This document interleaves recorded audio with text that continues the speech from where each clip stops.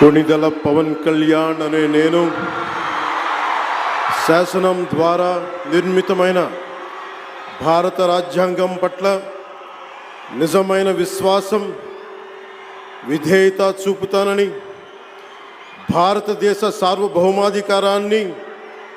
సమగ్రతని కాపాడుతానని,